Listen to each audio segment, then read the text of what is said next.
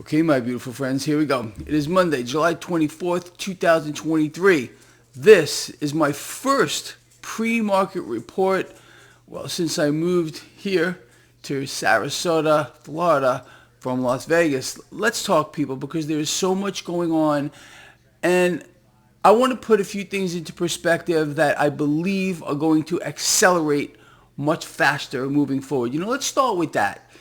If you happen to see the video I did just yesterday, my Markets A Look Ahead segment, I explained to all of you that I believe, and it seems like 99% of you agree with me after reading the comments, that central banks, none more so than the Federal Reserve, is going to continue to inflate on an epic scale. I mean, why would I say that? Let's, again, put some of this into perspective.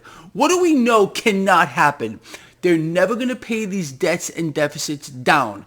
So are our loving, caring representatives going to actually cut spending, or are we going to continue to see debts and deficits balloon more so than we can possibly imagine, something that you and I have covered since literally time in freaking freak show memorial? Yes, it's not going to stop. So if you and I understand that, well, it goes back to the premise of inflate or die, and I'm talking about these central banks here. They're not going to allow themselves to die, so they must inflate.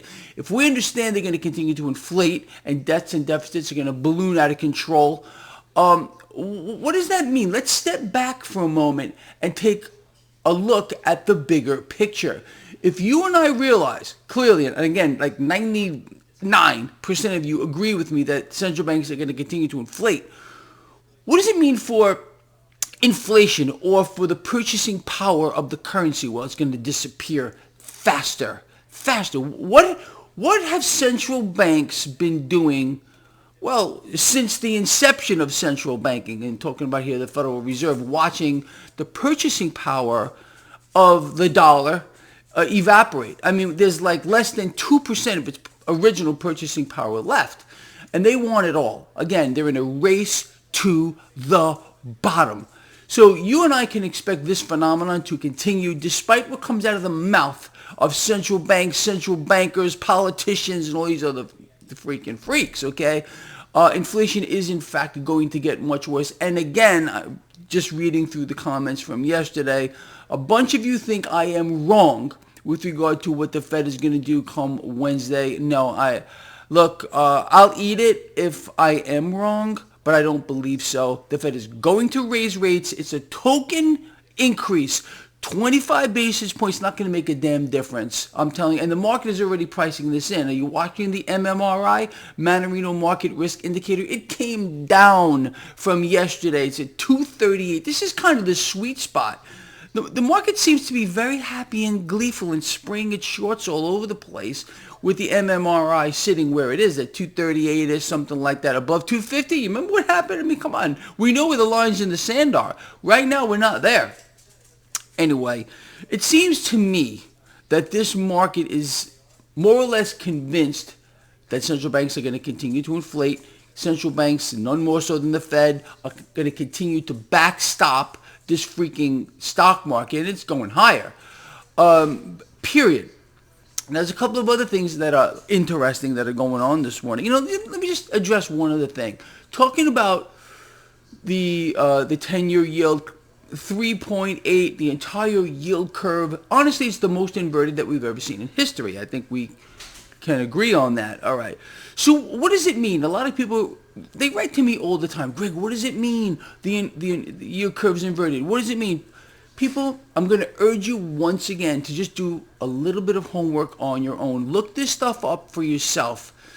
First of all, if you look back at every single, without exception, recession that we have fallen into here in the United States and around the world, it has been preceded by an inverted yield curve. All right, don't take my word for this. Look it up for yourself. Now, today, as I just alluded to, we are at the most, and laughing, but I shouldn't be laughing here, the most inverted ever in history. So that tells us that not only are we marching towards something that's yet to be defined beyond recession, I'm going to say a severe severe economic downturn. A severe economic downturn, much worse than anyone can understand. Because Bidenomics, okay, even though it got a shout out from Morgan Stanley over the weekend, you got to be kidding me. Morgan Stanley thinks Bidenomics is working. And your life is just lovely and beautiful. That's why people can't make it. That's why people are living paycheck to paycheck more so than ever in history. This is why people can't save a dime. This is why we're seeing loan defaults across the board skyrocket. Homelessness year over year up 37%. That's because Bidenomics is working so freaking well. Oh, he's such a great man, that thing sitting behind the Resolute desk. Wouldn't you agree with Greg Mannarino on this? How about I hope you don't? Because it's not true. Bidenomics it ain't working, all right? And it's not meant to work. Again, our politicians in concert or collusion with central banks, and none more so than the Fed, are determined to wipe you out. They want you done, finished, and frankly, they want you dead. Again, they're in the middle of this, well, I don't even think it's begun yet, the creation of this new neo-feudal system, extreme haves and extreme have-nots. I don't got to tell you, this could be been covered since time freaking immemorial. Anyway, so yes, this yield curve inversion is pointing towards not just an economic downturn, it's a severe economic downturn. And just based on history, I mean, just look this stuff up for yourself. You understand what I'm talking about? I hope so. Anyway, so listen, this is kind of cool. So we got this Goldman Sachs call on crude oil. Did you hear about this one? I don't know how many months ago you and I started covering right here on this blog that we were going to see crude oil above 80. We did hit above 80 just a few days ago. We came back down. Now Goldman Sachs is saying there is, by the end of this year, we could see as high as 90 this year. $90 a barrel for crude oil. And yes, I don't know if we're going to 90 by the end of the year, but it's very possible. 80 absolutely in the cards in short order yet again. Crude's going higher. And what does that mean? Again, it's not just crude oil. You can't just think of crude oil as this an entity among itself here. Crude oil, just look this up for yourself. Thousands and thousands and thousands of products are made with crude oil. So prices are going to continue to skyrocket. Inflation is going to continue to skyrocket as we march into the severe economic downturn. Look, you all know this, and I'm probably preaching to the choir. In truth, honestly, people, you and I have been light years ahead of the curve. And I promise to keep you there for as long as I possibly can.